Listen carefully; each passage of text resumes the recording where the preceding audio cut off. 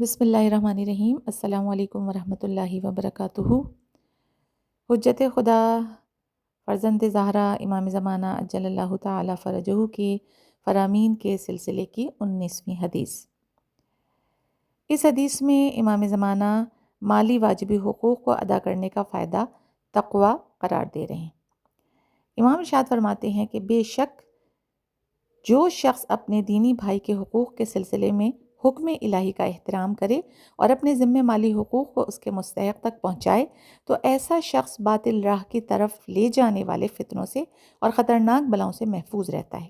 اور جو شخص بخل سے کام لے اور خداوند عالم نے جن نعمتوں کو اس کے پاس امانت رکھا ہے ان میں سے مستحق کو نہ دے تو ایسا شخص دنیا اور آخرت میں گھاٹا اٹھانے والا ہوگا۔ یہ کلام امام زمانہ علیہ السلام کے اس دوسرے خط کا ایک حصہ ہے کہ جس کو آپ نے شیخ مفید کے نام لکھا ہے۔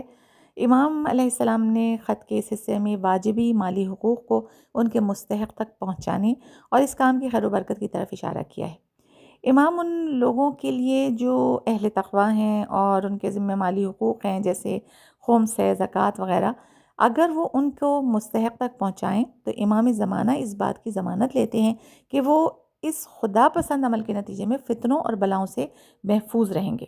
اور جو لوگ مالی حقوق کی ادائیگی میں کوتاہی سے کام لیں اور حقوق شرعیہ کو یعنی شرعی حقوق ادا کرنے میں کنجوسی کریں تو ان کے نصیب میں دنیا اور آخرت کے گھاٹے کے علاوہ کچھ نہیں ہوگا۔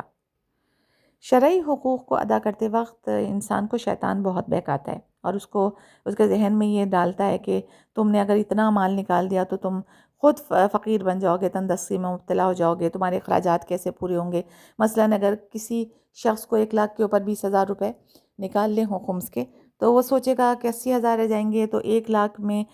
جو 20,000 کا وہ خرچہ ہے وہ کیسے پورا ہوگا، اور یہ کیسے ہوگا، جبکہ وہ اس کی بچت ہے، بچت کے اوپر خمس ہے، ایسے خمس نہیں ہے، تو وہ اس کی بچت ہے۔ تو شیطان بہکاتا ہے، زکوٰۃ دیتے وقت بھی بہکاتا ہے، خمس دیتے وقت بھی بہکاتا ہے، خیرات کرتے ہوئے بھی بہکاتا ہے اللہ کی راہ میں۔ یہ انسان دیتے دیتے جو ہے وہ اس چیز کا ارادہ بدل دیتا ہے، اور شیطان ایسے ہی نہیں خالی بہکاتا کہ نہیں دو، بلکہ وہ مختلف قسم کے ریزنز انسان کی اس میں شکوک و شبہات اور ساری چیزیں وسوسے ڈالتا ہے۔ مثال کے طور کے اوپر فلاں مولانا کو دیں گے تو دیکھو ان کے پاس اتنا بڑا گھر ہے، ان کے پاس اتنی گاڑیاں ہیں، اور انہوں نے 2 شادیاں کر لی ہیں، اور یہ ہو گیا، اور وہ ان کے بچے اتنے بڑے بڑے اسکولوں میں پڑھ رہے ہیں، یہ ہمارے خمس کے پیسے سے ہو رہا ہے۔ تو یہ ساری جو چیزیں دماغ میں آتی ہیں وہ انسان کو نیک عمل کرنے سے روک دیتی ہیں، جو واجب عمل ہے اس سے روک دیتی ہیں۔ خمس تو واجب ہے، زکوٰۃ بھی واجب ہے اگر وہ چیزیں آپ کے پاس ہوں۔ تو یہ ذہن میں رکھنا ہے کہ ہم کو ان لوگ، ایسا نہیں ہے کہ سارے لوگ ایسے ہیں، ہاں ایسے لوگ بھی ہیں، لیکن ایسا نہیں ہے کہ سارے لوگ ایسے ہیں۔ یہ ہمارا فرض بنتا ہے کہ ان میں سے صحیح لوگوں کو تلاش کریں، اور صحیح لوگوں کو تلاش کر کے ان کو واجبی وہ سارے حقوق ان کے ذریعے سے ادا کریں۔ تو یہ ذمہ داری ہے انسان کی، جہاں دنیا کے اتنے کاموں میں انسان لگ کے جو ہے وہ اپنا ٹائم نکال رہا ہے، دین کے لیے تھوڑا ٹائم دے، تلاش کرے، لوگوں سے معلومات کرے کہ کہاں ہم کو دینا چاہیے، سہم سادات کہاں دینا چاہیے، سہم امام کہاں دینا چاہیے۔ سہم سادات تو آپ سارے واجبی حقوق شرعی ساری چیزیں پوری کرنے والے اپنے غریب رشتہ دار کو بھی دے سکتے ہیں اپنے ہاتھ سے، لیکن جو سہم امام ہے وہ تو ہمیں کسی بھی مرجع کے ان کو دینا ہوگا، جو نائب ہے جن کو انہوں نے مقرر کیا ہے یا وکیل یہاں پر۔ تو ہمیں دیکھنا ہے کہ کون صحیح ہے کون غلط ہے، اس کے لیے آپ پوچھیں، دیکھیں، آپ لوگوں کا اندازہ ہو جاتا ہے انسان کو۔ تو محنت کریں اس راستے میں، اور اگر یہ کریں گے تو امام بلاؤں سے فتنوں سے ان کے محفوظ رہنے کی ضمانت لے رہے ہیں، اور جو نہیں کرے گا ایسا یعنی حقوق شرعی کو نہیں کرے گا تو دنیا میں بھی گھاٹے میں رہے گا اور آخرت میں بھی گھاٹے میں رہے گا۔ یہ چیزیں اپنے مال میں سے نکالنے سے کبھی بھی رزق میں کمی نہیں ہوتی، ہمیشہ اضافہ ہوتا ہے۔ تجربہ کر کے دیکھ لیں، 1 سال خمس نکالیں جو بھی بچت ہے، مثلاً 1,000 روپے بھی بچت ہے سال کی، اس میں سے 200 روپے نکال کے دیکھیں، اگلے سال یقینی طور کے اوپر 10,000 بچت ہوگی، پھر اس کے اگلے سال 1,00,000 بچت ہوگی۔ یعنی اللہ رزق میں اضافہ کرتا ہے،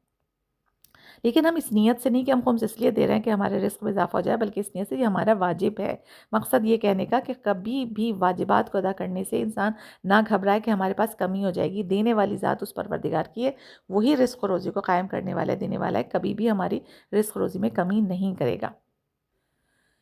تو پروردگار عالم انسان کے مال میں برکت دے دیتا ہے، اگر روزی اتنی بھی رہتی ہے تو اس میں برکت ہو جاتی ہے، اور اس روزی کے ساتھ ساتھ انسان کی روحانی روزی میں بھی، معنوی روزی میں بھی اضافہ ہوتا ہے کہ انسان جو ہدایت کے راستے کے اوپر گامزن ہو جاتا ہے، ایمان میں پختگی اور مضبوطی آتی ہے، اور پھر انسان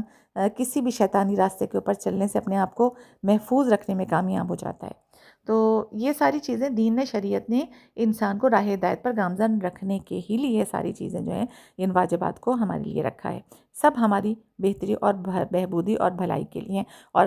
اس کو ظاہر ہے جو غصب کرنے والا کس طریقے سے امام کو منہ دکھا سکتا ہے، آخرت میں بھی اس کے لیے نقصان ہے، دنیا میں بھی نقصان ہے۔ بلکہ ایک روایت میں ہے کہ امام جعفر صادق علیہ السلام سے، چھٹے امام سے، کہ کچھ مومنین ہوں گے جو قیامت کے دن اٹھ کر آئیں گے، قبروں سے خوشی خوشی نکلیں گے کہ ہم نے عالم برزخ میں جو کچھ بھی مصیبتیں گزار لی، اب ہمارے امام ہماری شفاعت کریں گے اور اب ہمیں کوئی مشکل پریشانی نہیں ہوگی۔ امام فرماتے ہیں جیسے ہی یہ خوشی خوشی اپنے امام کی طرف بڑھ رہے ہوں گے، وہ امام ان کو کاندھے سے پکڑ کے اللہ کی بارگاہ میں، ان کے کچھ کہنے سے پہلے اللہ کی بارگاہ میں حاضر کریں گے کہ پروردگار، ان کے بارے میں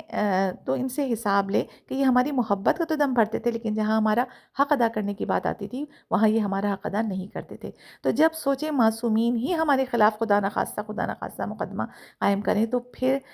ہمارا وہاں پہ پرسان حال کون ہوگا؟ تو پروردگار عالم سے دعا ہے کہ ہم سب کو تمام واجبات ادا کرنے کی صحیح طریقے سے اور دین کی راہ پر چلنے کی توفیق عطا فرمائے۔ ربنا تقبل منا انک انت السمیع العلیم برحمتک یا ارحم الراحمین۔